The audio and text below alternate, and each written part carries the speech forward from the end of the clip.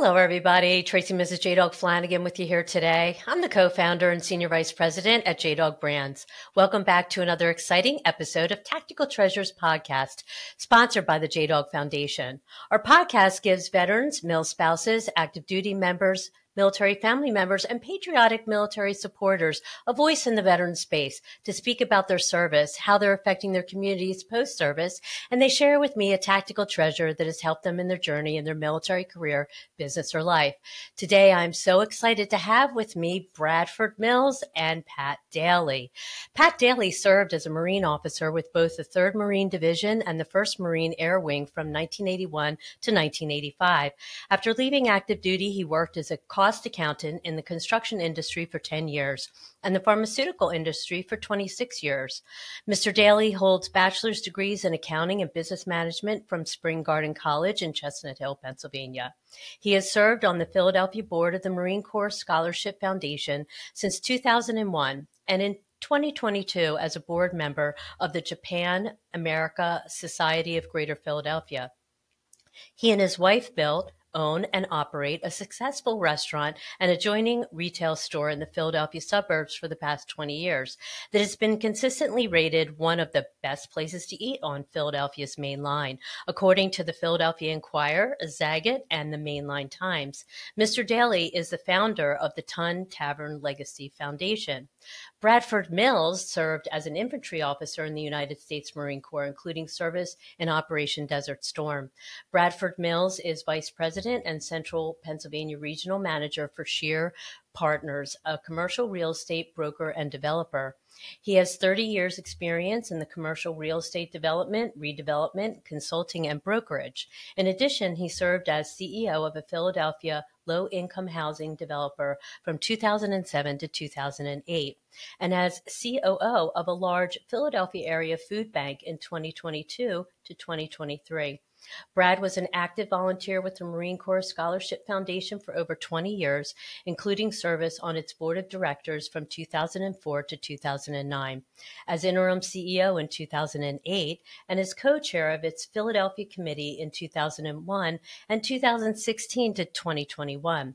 Prior to beginning his business career, he was recognized by the Philadelphia Business Journal in 2018 as a veteran of influence. He now serves on the board of directors for the Ton Tavern Legacy Foundation. Welcome, gentlemen, to the podcast, and thank you so much both for your service to our country. Well, thanks very much for having us, Tracy. This is a real honor and pleasure to be here. Yes. I love this mission that you're doing with the Ton Tavern. And I can tell you because, we have Marines in our office as well. We've done team building in Philadelphia and everything. And we always have to walk by the Ton Tavern sign and they all have to take their picture there. It's a whole Marine thing. So I get it. So religious experience. Yeah. So I think it's really awesome what you're doing. So I would like to ask each of you, and Pat, I'll start with you. What inspired you to join the Marine Corps? Actually, it scared me the most, to be honest. I was in my last year of college, and I wanted something more than a desk job, and I wanted some adventure. And I talked to all 4 services. The 3 services said, "Sure, sign here. What size uniform do you wear? And we'll get you started." The Marine Corps said, "Well, no, you got to try out.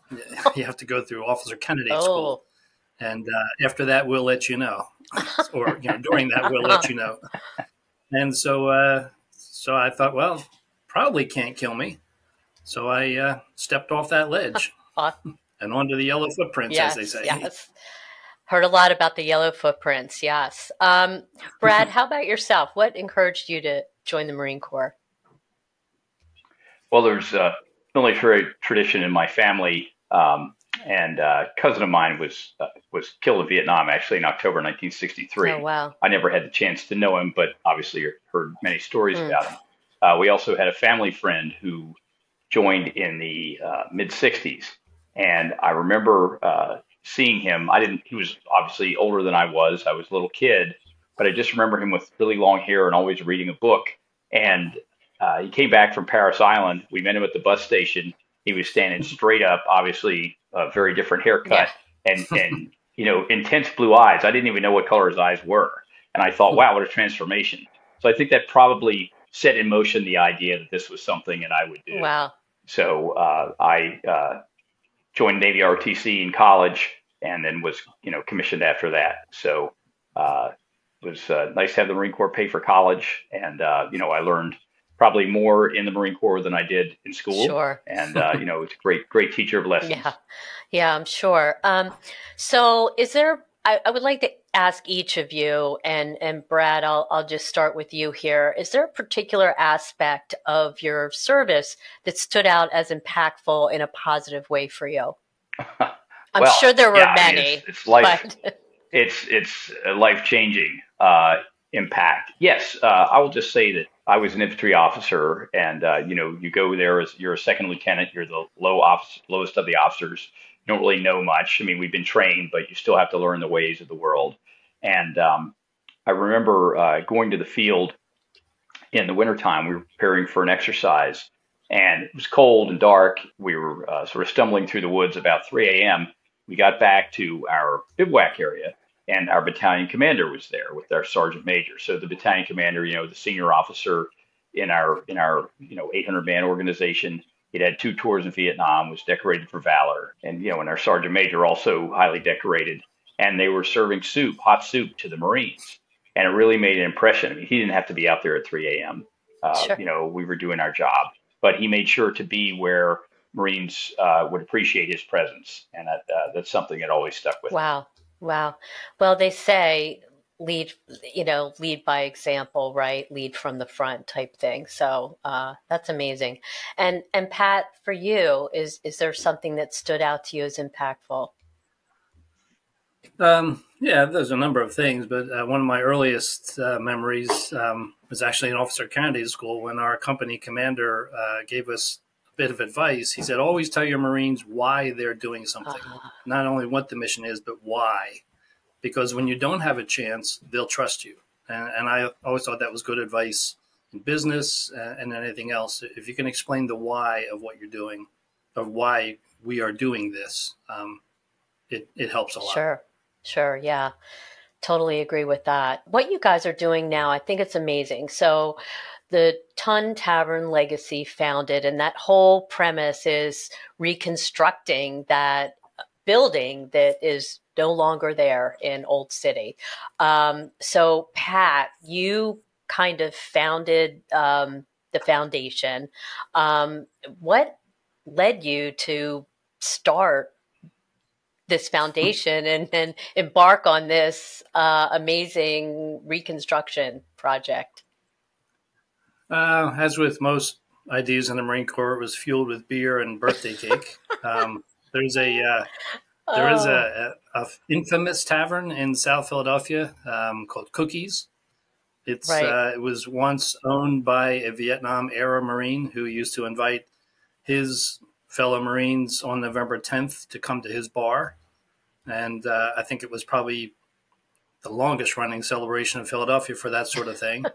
And as Marines will do, they'll bring other Marines. And when I started going there 20 odd years ago with a Vietnam era Marine who we became close friends, he used to go down every time. So he said, yeah, let's go down Cookies. And I had always heard about this, and I was not prepared for what I witnessed. I was expecting 50, 100 guys. There were 3,000 or 4,000 guys down there on this street in the rain, drinking beer and eating cake, and just it was quite astounding. So after 4 or 5 years of doing this, I thought, this is crazy. Of all these guys, and they're not all Philadelphia guys, they would come from out of state and everywhere else. So hundreds of motorcycles would roll in. And I thought to myself, this is crazy. If they come here for a bar that you can't even get in because it's a little 11-seat sticky floor, hole in the wall bar at the end of a bunch of row homes, what would they do if Tun Tavern was here? And then I started to do some research on it. And then it occurred to me that we could do a lot of good with something like this if it was a nonprofit. And the money that it generates were used to help veteran charities, among others. And as you know, it's like peeling an onion. The more I researched it comes down to there are 6 organizations still in existence today that have a heritage at this tavern. Right. So it's more than just a Marine Corps tavern, but people will learn that when they show up. Brad, what led you to get involved? Because you sit on the board of directors, and being a Marine yourself has something to do with it, but you thought it was a good idea? I'll tell you, Tracy, that's a wonderful question because, as many Marines will know, this concept of rebuilding Tun Tavern has had many attempts, all Oh, failures, really? and Okay. some very spectacular failures. I've been approached a couple of times by people who wanted to do this, and I never felt that the combination of people concept was really going to be successful. So when Pat approached me, it was a very different thing. First, I've known Pat for obviously a long time through the Scholarship Foundation. I know his wife Seiko. I've eaten in their restaurant many times, and in fact, as a commercial real estate broker, I helped them find their new location in a much more visible spot. So, and when I come back to Philadelphia, I try to eat there when I can. So I knew that Pat was a smart businessman. In addition, his career in the pharmaceutical industry. I mean, he was a financial expert. So I felt much more comfortable on the financial end of things as Mm. well. And then they mentioned that he was teaming up with Rob Brink, who was a successful real estate developer in the area, a very senior Freemason, and also someone who operates a successful restaurant. So I thought, well, this thing has got to fund itself after it's built. These two guys actually know how to make money in a very tough industry. So for those reasons, in addition to obviously the heritage of Tun Tavern, this is why I decided to get involved this time. And I'm very happy to have done so. Wow. Yeah, that's amazing. So, I've seen some of the, construction pictures and everything. It looks like it's going to be really amazing. What are you hoping? The groundbreaking is happening November 10th, right? So can you just kind of walk me through rolling out the whole plan for when it actually opens? That's a question that that's a question that Marines can answer for us. We get a lot of slaps on the back and handshakes, and I've been to the Modern Day Marine Show in Washington, D.C., and the VFW convention out in Kentucky, and everyone thanks us for doing this. And it occurred to me that we've been a little too overzealous in selling this project, the concept of this project to people. Truth of the matter is, we're not doing this. We have enabled all Marines to do this together. So, we've hired the architect, one of the best architects in Philadelphia, and they have no business doing a tavern, but they get the significance of this project. Right. So it impresses me every day the amount of work they do on this and the amount of detail that they pay attention to. And truly, we have no business talking to these guys, but they've been a really big help. We have a construction manager, same deal. His father was a Marine, and they have really bought into this. We've set up the nonprofit. It's been functioning for a couple of years now. So everything is in place to make this easy for Marines and other interested people, Freemasons and the Saints organizations, as we call them, the other nonprofits, to contribute to get this to work. So the real question is, when will it open? It'll definitely open. I mean, the Freemasons want this open by 2030. That's their 300th birthday. Marines kind of want this, we say we want this open by 2025, right. Our 250th birthday. That's a really aggressive schedule at this point, because that's, essentially a year away. Yeah, just about. So it's a question of money. We've had some significant donations so far, and the response has been great. But, a little calculation was done. If every Marine that's still alive today gave us $10, we'd be there. We'd be finished. Wow. So will it open? Yes, it will open. When it opens, that is a big question of how much help we get from fellow Marines at this point. Okay. So you're hoping that people donate, and obviously, like if I wanted to donate, I could donate, correct? Okay. So any thought of a grant, or are you guys eligible for a grant for something like this? Or we haven't found grants that I'm aware of that we qualify for because what it is we're trying to do. right, However, we do have a Pennsylvania grant that is actually a reimbursement grant. So we won't see that money if and when it comes. We're assuming we haven't been told no yet. right, So that would be more of probably in the second year of operation. That money would reimburse us for our money spent. A lot of the money spent, but no, there's no government assistance. There's no city assistance. This is by Marines and Freemasons, St. Andrews, St. George, U.S. Navy, Sons of St. Patrick, right. And friends of this project. Right. Hello, viewers and listeners. Are you a military veteran or military family member and looking to own your own business? If so, go to JDog.com and check out our 2 veteran-focused franchises, JDog Junk Removal and Hauling and JDog Carpet Cleaning and Floor Care. Our franchisees nationwide are always looking to hire fellow veterans and patriots.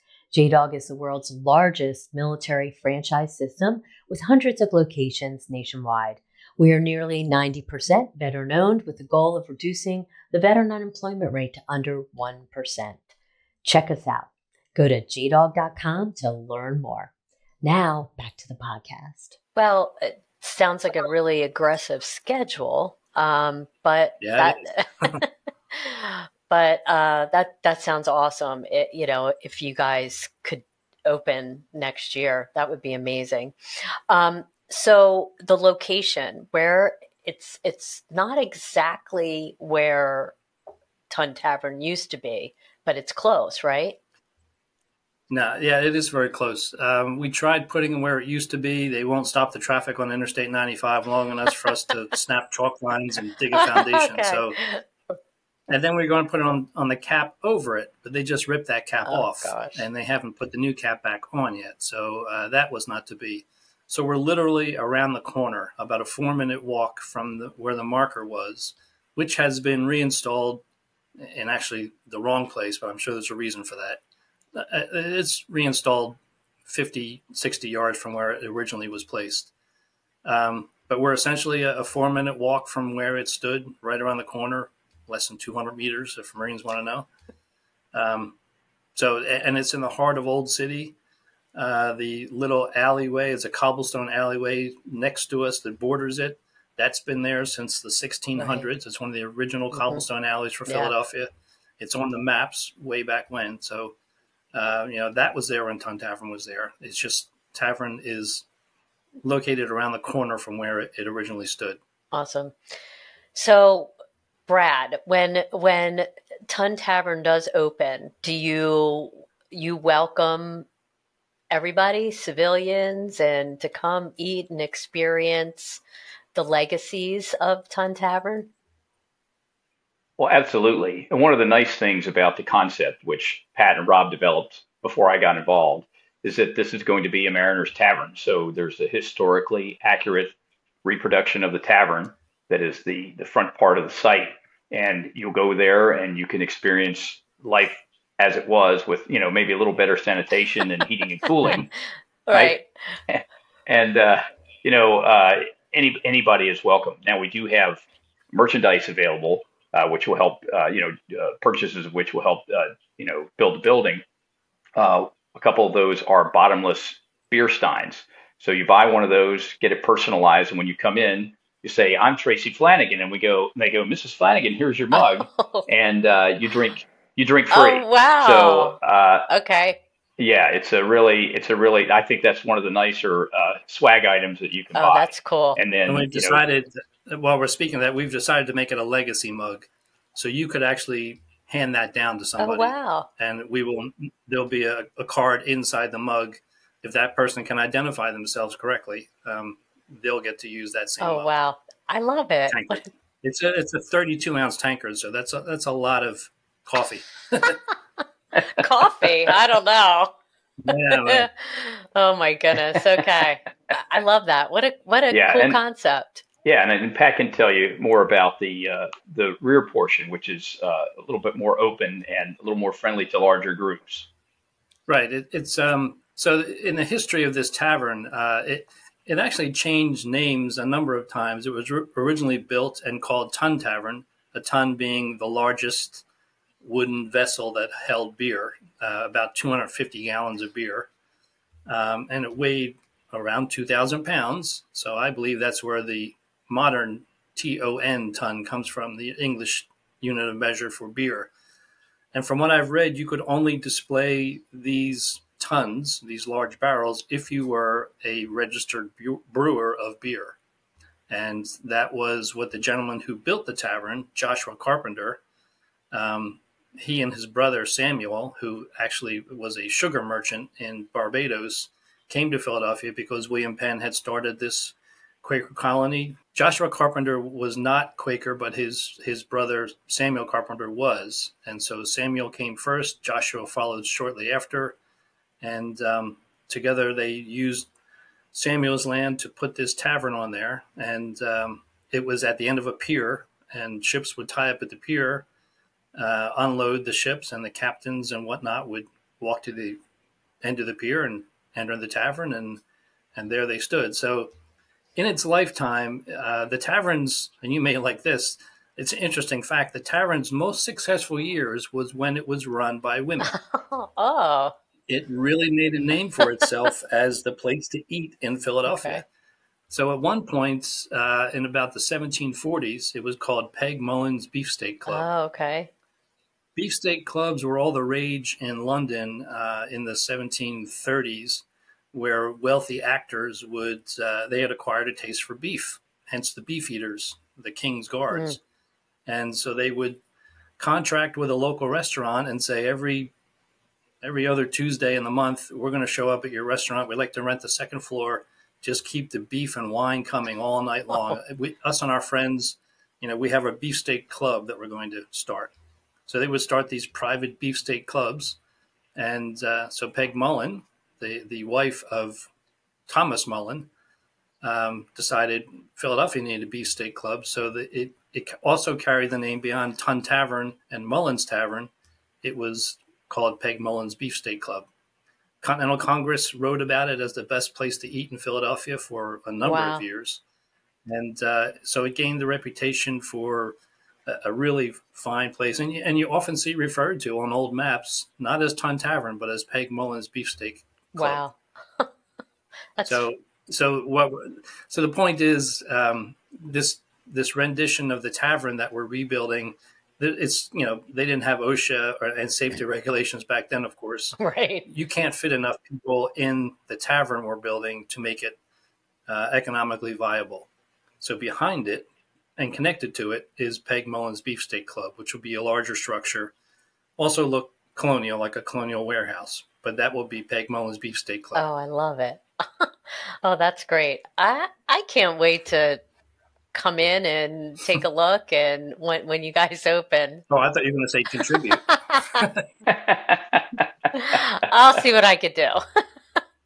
I love it. Yeah, we should say that our website is thetun.org, THETUN.org, and there's a tab where you can buy merchandise or donate. Oh, cool. And we encourage Marines, Patriots, Masons, any of the members of these societies, or just plain interested people, dig deep and let's get this thing funded. That sounds neat. Well, one thing I know I can do is help get the word out. So thank you. Yep.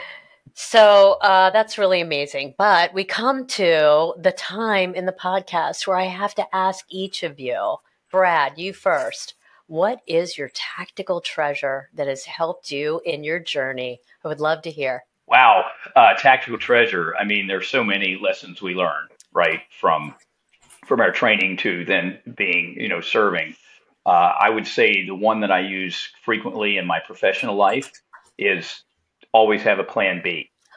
Yeah, I love that. Frequently plans collide with reality and you have to adjust, and you better be ready to adjust, and you better have an alternative course of action.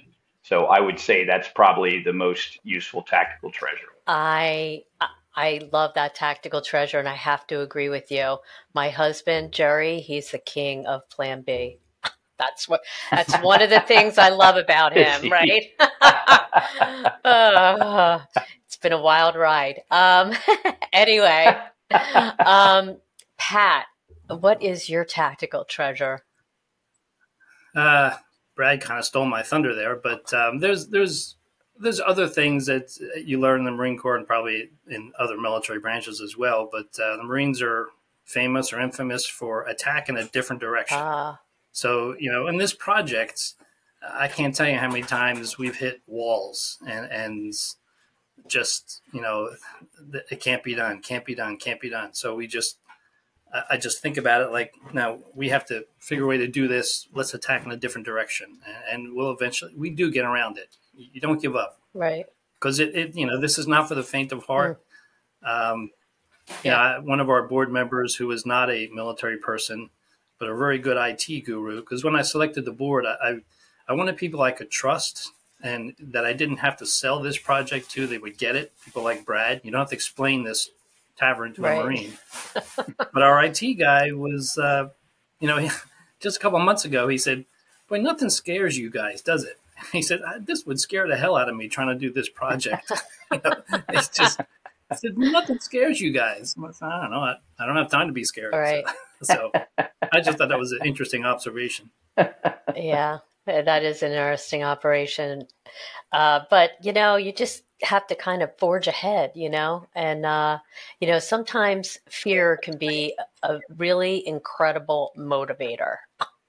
That Sure. is what I have found out. So, so that's great. I love your tactical treasures. They're awesome. So, I guess I would ask you, Brad, I'll start with you first. So, what are your hopes and dreams for once this recreation of Ton Tavern is complete? What do you hope that is taken away from what you've created and the project being complete and being open to the public? Well, I have to say, I see on social media all the time Marine veterans coming to Philadelphia, and they say, "I've got this. I'm going to see the Liberty Bell, Independence Hall, and Right. Ton Tavern. Where's Ton Tavern?" Right. And then they're inevitably disappointed when they come to the marker and there's no actual building. So I think just to have a gathering place for Marines is going to be fantastic. It's something that we've really needed for a long time, and so that can be a setting not just for the Marine Corps birthday, but for birthdays, promotions, reenlistments, weddings, anything, any celebratory thing associated with Marines. And I say Marines because I'm a Marine, Right. but obviously these other groups. I mean, the Masons have been very, very helpful and supportive and amazing. And this is their place too. And so I'm sure that they're going to have similar feelings, when this is up and running. So that's number one. And then number two is, we want to run this in such a way that we have a profit, and that profit can be directed to charities affiliated with the groups that help to fund this and that have a connection with it. So I'm really excited about that. There's so much need out there in veteran communities, and if we're able to support worthy groups with our surplus, then that will be just fantastic. Oh, that's really great. That's another point that we hadn't touched on. Thank you for letting us know that some of the proceeds, once it open, is going to go to benefit veterans organizations. I love that. It's great. Pat, what about you? What are your hopes and dreams for the new Ton Tavern?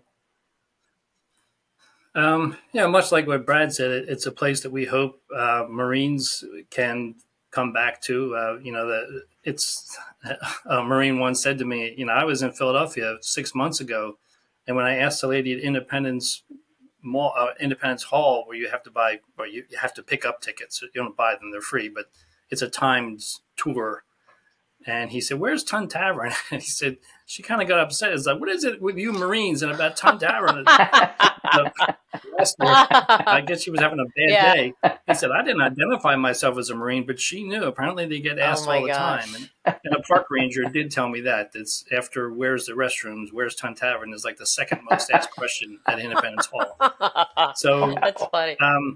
The need is there, and I'd like it to be a place that Marines will feel welcome to. It's not a Marine Corps museum. That's not the intent. As Brad mentioned, it'll be a reconstruction of what it was, essentially a mariner's tavern. There's want ads, as we would call them, or classified ads back in the 1700s in the newspapers, which I have copies of, that say if you're going to Barbados, talk to Captain Smith. He'll be at Ton Tavern until Wednesday. Or if you're going back to Ireland, you could get passage on ships just by showing up at Ton Tavern and the ship's captain be sitting there.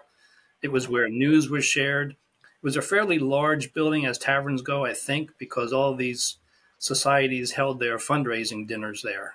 The Masonic group used it because they could fit a lot of their members there, obviously.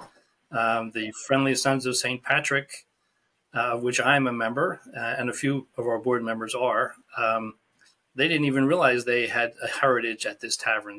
Their history shows it was Mullen's Tavern. Right. And once again, the Mullen name, the second Marine was Robert Mullen, because he was the proprietor at Ton Tavern.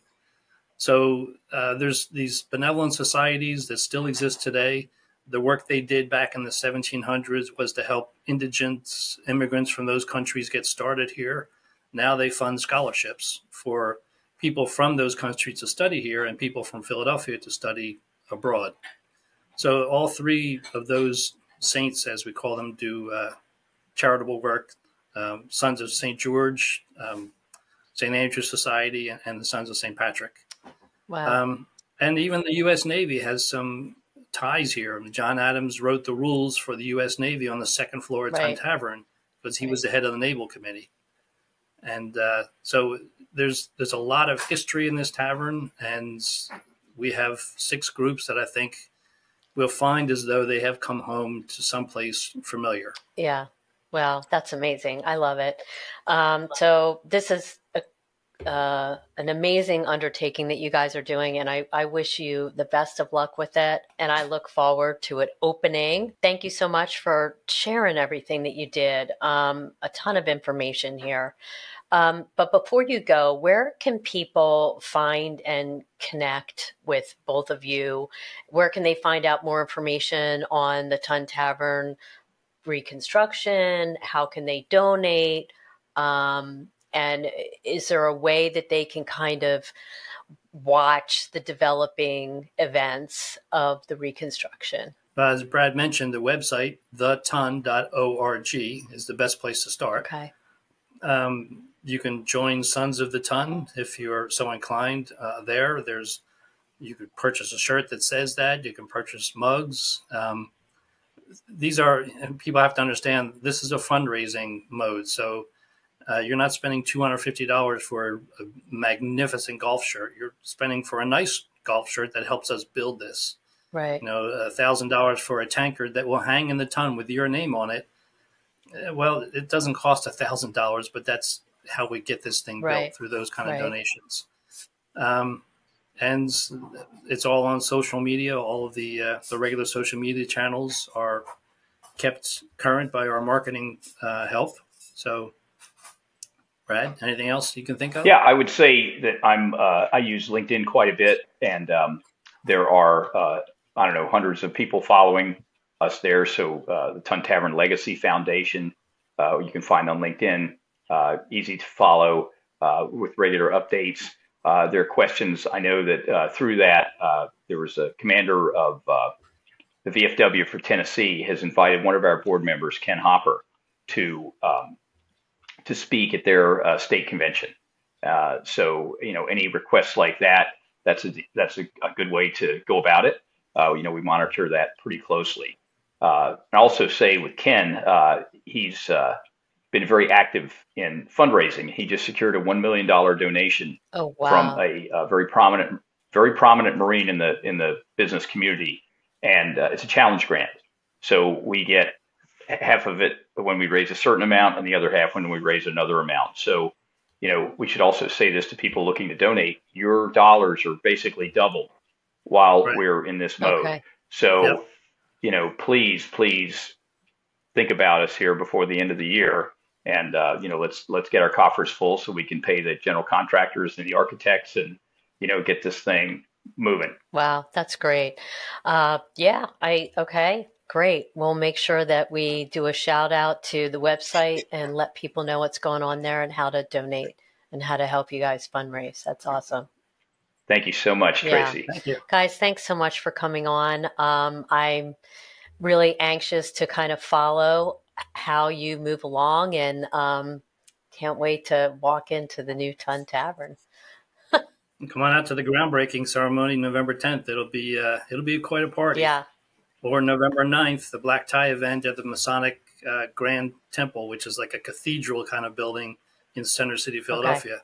So the Freemasons are hosting the November 9th Black Tie events, and November 10th, Brad and I are organizing a pretty good block party in Old City, Philadelphia. Awesome. And is that information on the website? It will be probably by next week. Okay. We're okay. putting the touches on the party itself. And can anybody buy a ticket to come to the Black Tie? There's no for the yes, that'll be on the website as well. That's limited to about 250 guests. Okay. The block party is free and open to the public. Okay. But it should be something quite memorable, rain or shine. Right.